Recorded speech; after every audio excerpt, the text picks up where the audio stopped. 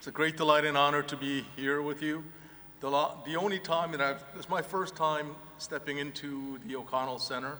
I've only seen this place on TV, on ESPN. So personally, this is, for multiple reasons, it's a great honor and delight to be here. Thank you, President Fox, and all those on the stage and those who played a role in making this happen, and personally for inviting me to this august and celebratory occasion.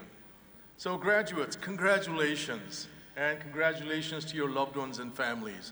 I was just thinking as I sat up here that I didn't get to do this. I finished in 2001 and immediately I took a job, so my wife and I moved back to the United States from England. So I graduated in absentia, right? But many of you are here in person picking up your degrees, and especially, and I'm not gonna say this in the second and third part of the ceremonies because you are the only ones graduating with a Ph.D., that you put in so many years of your hard work to get this degree, and you're sitting here. So my personal and deep, heartfelt congratulations to you. Today we celebrate you for successfully completing your University of Florida degrees. Today also marks the start of your next big adventure. Today, in other words, is really a beginning, not an end. That's why, as you know, we call it commencement. I want to share that I too am commencing today. Unlike all of you graduates who have spent 1 or 2 or 3 or 4 or more years here in Gainesville, I am brand new at UF. In fact, my family and I moved here exactly 9 days ago from Nashville. Can I just tell you how humid this place is? If I had been recruited in the summer months, I would not have left Nashville. Even though it's a fantastic school, but the humidity, I walk outside of our house at 6 a.m. to enjoy a cup of coffee, and guess what, how long I stay there? 3 seconds. I walked right back in and told my wife this exact same thing. Had I known how humid this place was, I don't know, but. So like I said, I've been at Vanderbilt for 18 years, but because of the compelling vision of classical and civic education of the Great Books curriculum at the Hamilton Center, and also the fact that UF, the Gators, is here, I convinced my wife that we should move to Gainesville. She noted that we've been moving further south since 2001. After receiving my own Ph.D. in 2001, we moved from England back to the US, where I took my first full-time position in Boston. In 2006, we moved from Boston to Nashville, and now in 2024, from Nashville to Gainesville. So I don't know where to go from here, maybe Cuba, maybe Colombia, maybe Brazil, I'm not sure. That coincided with me with moving from a larger metropolis in New England with an NFL, NBA, NHL, MLB, and MLS teams to Nashville with an NFL, NHL, and MLS teams to Gainesville with a proud tradition of Florida Gators in the swamp. That's right. To be fair, I feel insecure, dislocated, as well as excited today. In that regard, you and I may be on similar emotional wavelength. You're starting a brand new chapter of life. Some of you do know exactly where you're headed next, and others of you feel rather anxious about it. And even those of you who do know where you're going might experience the same range of emotions of anxiety and excitement. If you feel this way, let me tell you a story that I hope will give you some reassurance and confidence. I am a child of immigrants, and in fact, I'm an immigrant myself. My family crossed the Pacific Ocean when I was 15 years old in January 1983. And you're doing your math, I'm 57 years old, so you can. My father ran a company in Seoul, Korea, and to make an otherwise a very long story short, when I was 9 years old, something happened. Incarceration happened. Imprisonment happened. For reasons that were beyond, not me, but for reasons that were beyond my understanding, my late father was thrown into prison. And for the next 3 years, he was in and out of prison for various trumped up charges that he was either a tax evader or political prisoner. My mom raised me and my older sister and younger brother for those 3 terrifying years as a temporary single mother. As you can imagine, I was confused, angry, even ashamed of what had happened to my family. Even as a youngster, I dreamed of a better tomorrow, You see, I wanted to find a place or community where they would embrace me without judging me. And that was hard to find. When my father was released, things were very challenging, such that life outside of Korea would actually provide much better opportunities for our desires for flourishing rather than staying in my country of birth. So the next phase of my life was immigration at 15. Not speaking any English, life was not easy. I was trying to find where and among whom I would belong. Again, while I thought that by coming to the US, I thought life would become instantly better, well, we started our life in Disney in the US. So how much better can you start? Not in Florida, but in California. But that was just the beginning of a very, very dark high school experience. That meant that there was a continual longing to belong. Incarceration followed by immigration, and that eventually led me to an invitation to true belonging. When I was 21 as a junior in college, something crucial happened. That is what I would call an invitation to true belonging. That is my religious conversion experience. I grew up an atheist, and then something happened at age 21. That leads me to the first of my 3 points for you today. Graduates, very simply put, find a community of true belonging. Find a group of people who will not love you any better when you get a 4.0 or love you any less when you just aren't performing at your expected level of excellence. Some find it in student organizations, some find it in a grad cafe, others find it in activities and pursuits that go beyond the classroom, and some find it in their labs or theaters or other places. That true identity, that supersedes and indeed gives meaning to all your other myriad identities, that I hope you will find, if not already. Today you'll be given a new identity, that of joining a worldwide circle of being a proud alumna or alumnus of the University of Florida. Can I just tell you, I love that gown color. I love the blue and orange. Some people say, oh, it looks hideous. It looks actually fantastic. I would have actually preferred to have worn that, but then someone convinced me that I should wear my Cambridge one. But that's an awesome chorus of people, graduates of this university, ranging from Robert H. Grubbs and Marshall Nierenberg, whom some of you know were awarded the Nobel Prizes in chemistry and medicine, respectively. Then you also have Emmitt Smith and Tim Tebow, who went from here to the NFL. Also are Faye Dunaway, Aaron Andrews, and Titus O'Neil, who spoke on the 2020 commencement. I just watched that video. He did a much better job than me, but you don't have him today. So lastly, there was also a legend of Tom Petty and his UF affiliation, from which the faithful of the Gator Nation simply won't back down, right? I'm sure I'll hear that song at least 10 times in my first 10 months at UF, maybe at least 3 times in the next 24 hours. In all seriousness, however, identities do matter.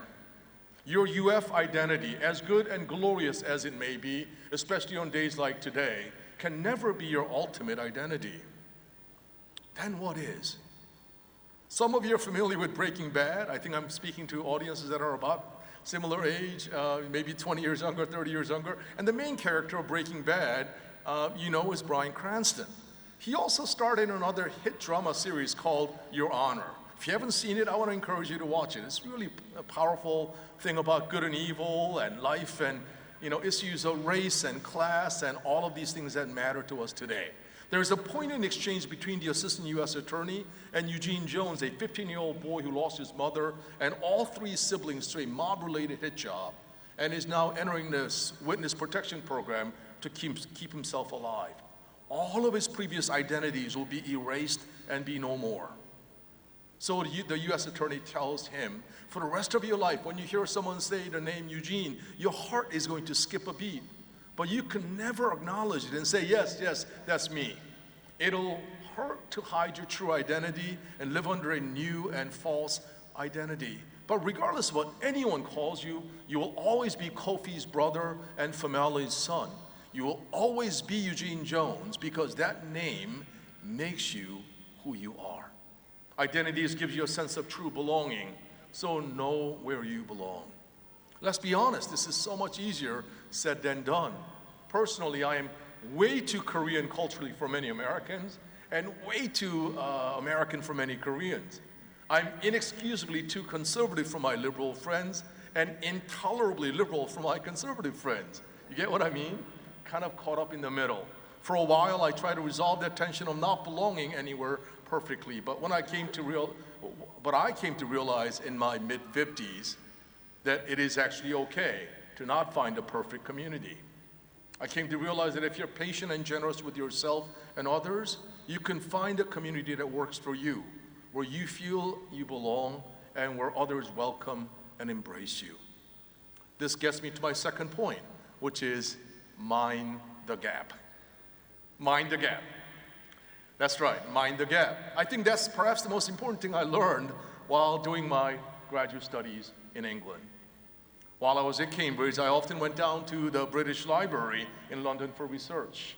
However, the most important lesson I learned was not in the rare books room or manuscript room there.